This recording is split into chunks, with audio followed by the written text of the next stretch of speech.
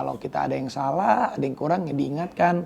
Kalau ada yang salah ya bukan ditinggalkan. Tapi kan bahagia itu kan bukan hanya dunia aja tapi sampai nanti di sana. Kan ku katakan cinta 1000 kali sehari. Bukan hal mudah sejauh melangkah tenang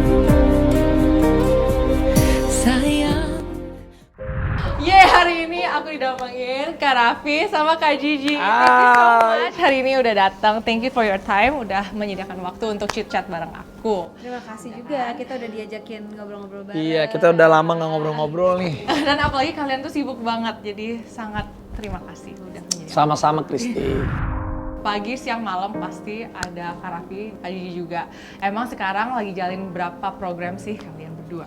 Kalau aku sekarang satu hari tuh biasa 4 acara TV, sama paling ada digital juga. Jadi biasanya aku berangkat jam 8 pagi, pulangnya kemarin tuh aku ada Pop Academy di Indosiar, tapi karena udah lagi selesai dulu, jadi aku sekarang jam 8 jam 9 malam udah di rumah. Tapi lumayan, jadi tight gitu waktunya, jadi pagi di TV ini, siang di TV ini, pindah-pindah, jadi tapi semangat. Beberapa waktu lalu akhirnya Kak Raffi memutuskan untuk stop tampil di TV dulu kan. Ya. Kenapa sih? Sebenarnya pertimbangan terbesar saat itu apa sih Kak? Pertimbangan terbesar saat itu karena aku suaranya waktu itu serak banget dan juga memang butuh istirahat. Jadi kasihan juga istri aku nggak pernah dikasih waktu. Sampai sekarang juga kalau aku udah balik kerja lagi dia nggak ada waktu lagi buat dia.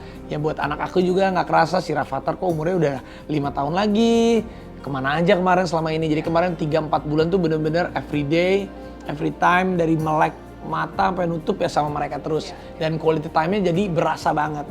Mengejar karir, mengejar uang itu nggak akan ada habisnya. Mengejar uang kita semua bisa kita beli, tapi waktu itu nggak akan pernah kita bisa beli. Ceritain dong awalnya kalian bisa deket gimana sih? Dia yang suka sama aku dulu. Waduh. Kamu ngomong.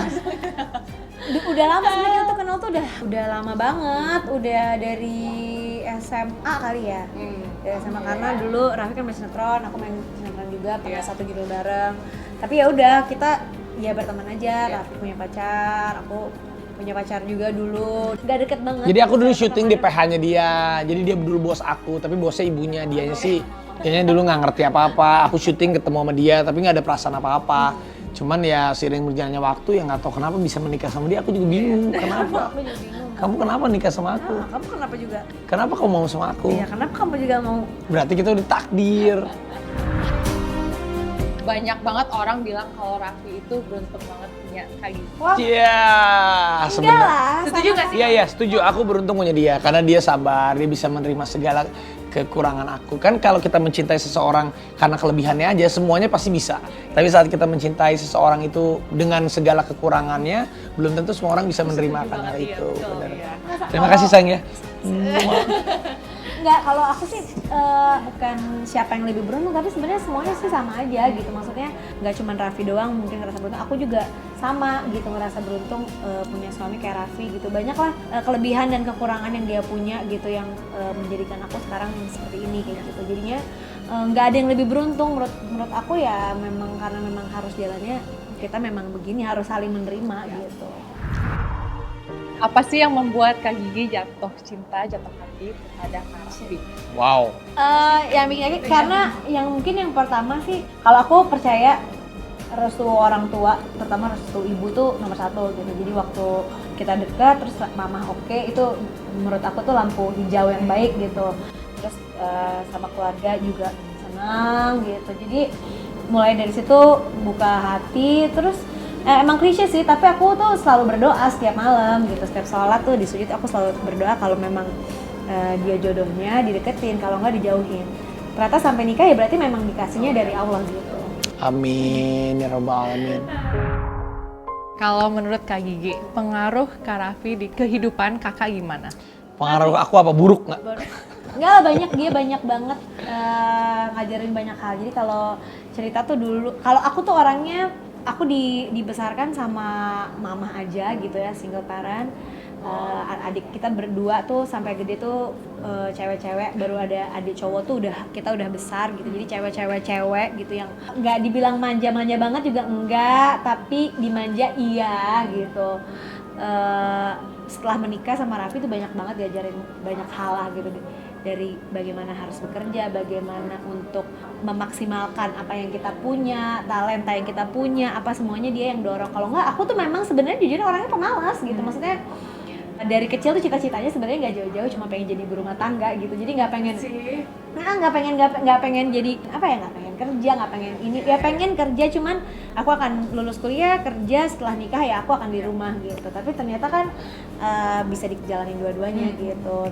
Nah itu kan supportnya juga dari Raffi, apa semuanya. Dia awalnya sih pasti kayak ngejerumusin gitu, kayak nih ikut ini harus ini harus itu gitu. Tapi lama-lama aku ngerti gitu, ternyata bukan hanya bisa aja, tapi ternyata ya alhamdulillah gitu. Iya.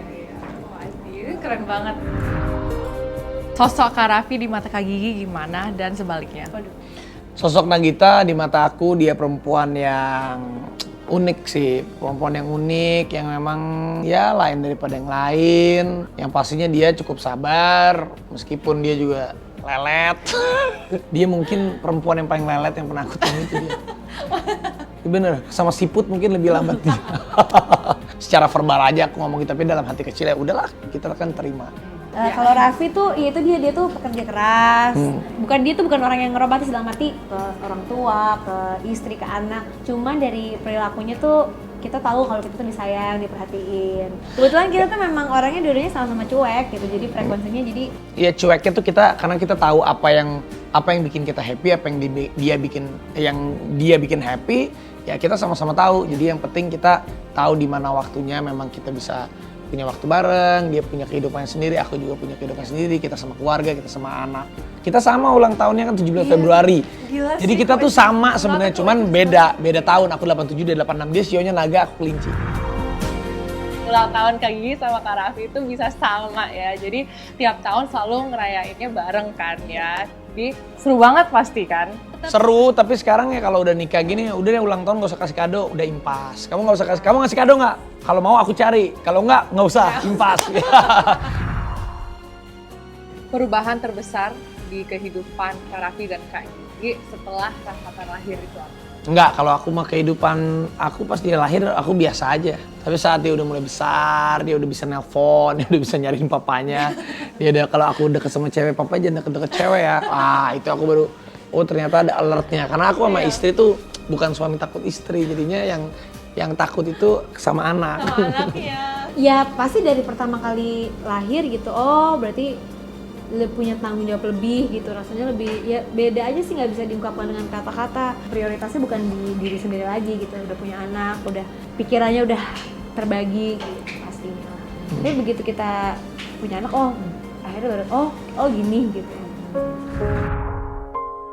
Pernah nggak kalian berada di titik terendah dalam hubungan kalian dan cara kalian untuk bisa bangun dan berdiri kembali gimana? Ya pernah sih, kita juga pernah berantem, pernah punya masalah, dari masalah yang kecil sampai masalah yang besar. Tapi ujung-ujungnya ya kita kembali lagi, apa saat kita menikah, apa niat kita. Saat kita sudah menjalankan kehidupan ini ya kita kan hidup bukan untuk sendiri. Hidup kita kan pasti buat keluarga, ya buat anak kita, buat istri kita, buat orang di sekitar kita. Jadi yang paling pertama, kalau setiap kali kita punya masalah, paling utama adalah kita harus bisa berdamai dulu dengan diri sendiri. Tiap permasalahan pasti ada jalan keluarnya. Satu kepala aja kita suka sebel sama diri kita sendiri, apalagi kita berdua. Kita harus bisa mau mengalah, itu aja sih. Iya kadang-kadang ngerasa titik terendah pasti ada gitu setiap orang, tapi ya percayalah kalau menikah itu tuh akan selalu seperti itu. Jadi akan ada terus. Jadi kalau misalnya di saat kita mau bangkit ya ingat aja bangkit harus balik lagi ke tujuan pertama, ya terus berhati-hati karena itu bukan pekerjaan yang cuma sekali gitu, itu pekerjaan seumur hidup. Kak Raffi dan Kak Gigi benar-benar jadi contoh atau bisa disebut mega influencer. Gimana caranya kakak berusaha untuk memberikan dampak yang positif? Kita punya followers banyak, tapi kita juga berarti otomatis punya tanggung jawab besar. Tapi sekali lagi aku nggak jadikan itu beban. Justru kita harus berpikir untuk bisa membawa apa tanggung jawab yang kita punya ini bisa lebih positif kita kasih ke orang banyak gitu. Kalau bisa kemampuan superhero, kalian pengen lakukan hal romantis apa untuk satu sama lain? Kalau superhero aku pingin jadi Aku mau pintu kemana saja. itu Doraemon. Jangan nggak apa-apa. Ya nggak apa-apa sih. Itu tuh bisa kemana aja. Iya kan udah diomongin garing deh. Kriuk-kriuk deh kayak tahu. Kalau aku pengen jadi Superman. Bisa membawa terbang istriku sampai ke angkasa. Bagaimana kalian melihat diri sendiri sebagai pribadi dan sebagai pasangan di masa depan? Ya sebenarnya kalau aku lihat ya kita berdua saling introspeksi terus. Meskipun kita udah 6 tahun pernikahan, mau ke 7 tahun, 8 tahun, pasti setiap tahun itu pasti akan ada masalah. Masalah yang besar, masalah yang kecil. Tapi kan dari semuanya masalah, kalau kita ukur kita bisa minimalisir semuanya dengan gimana kita saling percaya, kita saling trust. Kalau ada yang salah, ya udah kita perbaikin. Kita harus sama-sama satu visi hidup itu buat melangkah ke depan. Kalau kita ada yang salah, ada yang kurang ya diingatkan. Kalau ada yang salah ya bukan ditinggalkan. Tapi kan bahagia itu kan bukan hanya dunia aja tapi sampai nanti di sana. Terima kasih banyak Kak Raffi, Kak Gigi udah chit-chat bareng tadi. Dan teman-teman juga terima kasih udah nonton. Jangan lupa saksikan next episode 1000 Kali Cinta The Series di YouTube channel Kapan Lagi dan video.com. Cinta itu tidak semudah yang dipikir, tidak semudah yang diucap, tapi bisa kita rasa. Hanya kita yang bisa merasakan itu.